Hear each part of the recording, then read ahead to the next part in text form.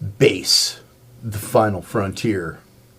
This is the story of the voyage of a Charvel 1B from 1988 and how it wound up in house fire and how the Diodario Foundation donated strings to repair it. Here's the thing about this bass. It's quite obviously the original series. I thought that it'd be a pretty cool way for me to pay tribute to my favorite Star Trek, which is TNG, and my favorite character, Wesley Crusher. You heard me.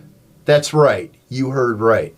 I think Wesley Crusher is the bomb diggity. And anybody who disagrees, well, you just need to look inside yourself because you've got a lot of hate in your heart. I came up with all this stuff that I thought was really, really clever. I had made a little script. I had downloaded Will Wheaton saying all kinds of stuff. I got Wesley Crusher action figures, including an alternate reality Lieutenant Crusher. I had downloaded the transporter sounds from TNG. I was even gonna get into a fight with a Gorn at Vasquez Rocks, but no. And the reason why is because YouTube went and they hid my video where I repaired a Neil Peart Rush snare drum because it had Rush stuff in it. And I figured that Star Trek would probably be a little bit more litigious. So that's it.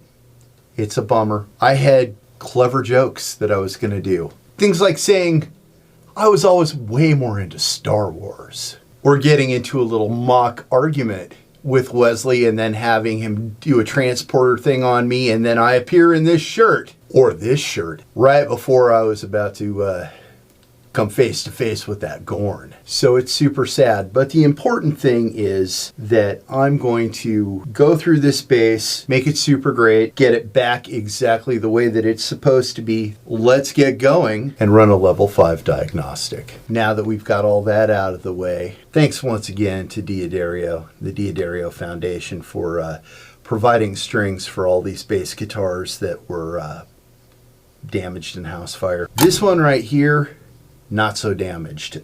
Don't worry. Got a couple damaged ones to go. Holy crap. Look at the 8 bazillion winds that are on these two strings right. This one in particular. Looks like with the strings off, this neck has a little bit of a bow to it.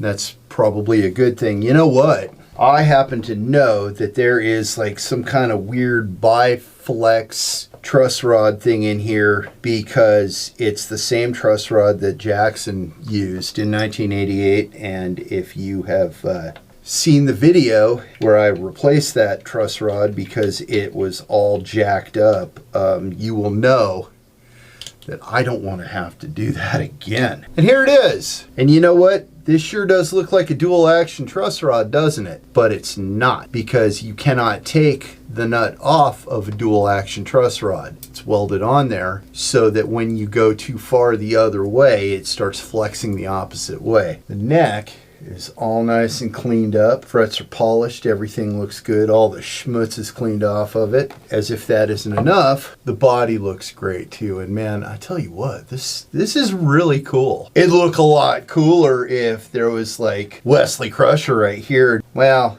you know, you can't have everything. We're almost ready to put this thing back together. There's only one thing left, and that is the bridge is disgusting. Now this is something that concerns me right here. We can all see how dirty this is. It's pretty bad. These little set screws can get frozen in here with dead skin and finger asses and stuff like that. So that is quite disgusting. It's a good thing that this got taken apart when it did, because if it got much dirtier and much grosser, then those little set screws would have started to freeze. It would have been bad for everybody.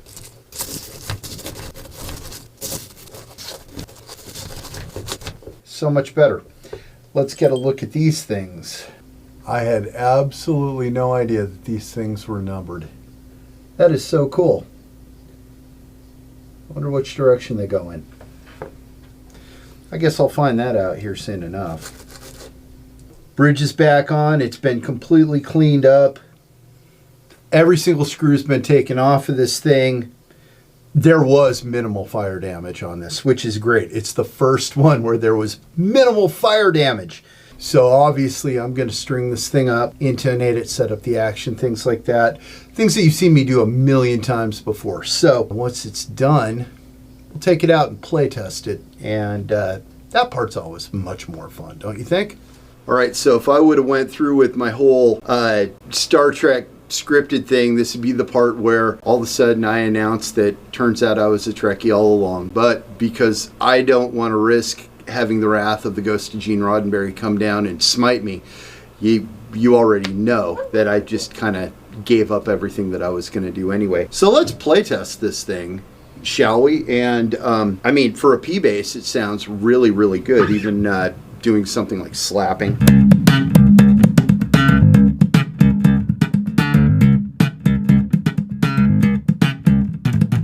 And even a little tapping sounds pretty good with this thing.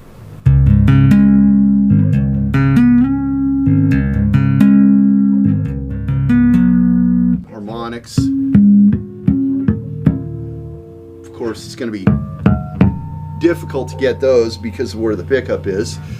But this isn't made really for any of that stuff. This is made for 80s hair metal. So, bastardizing a famous bass line so that they can't give me a copyright strike, here's what it sounds like.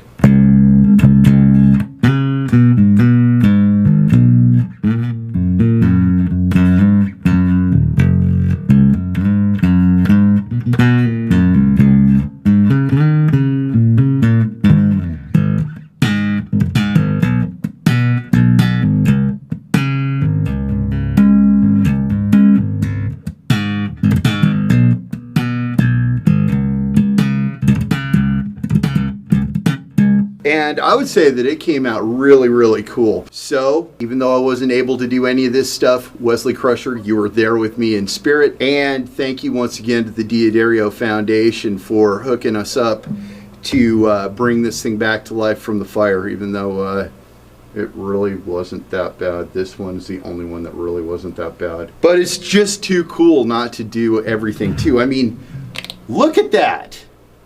I mean, how cool is that? So that's been it. Until next time, this has been Eddie Kernan for Rexilab, making the world a better place, one saved bass guitar at a time.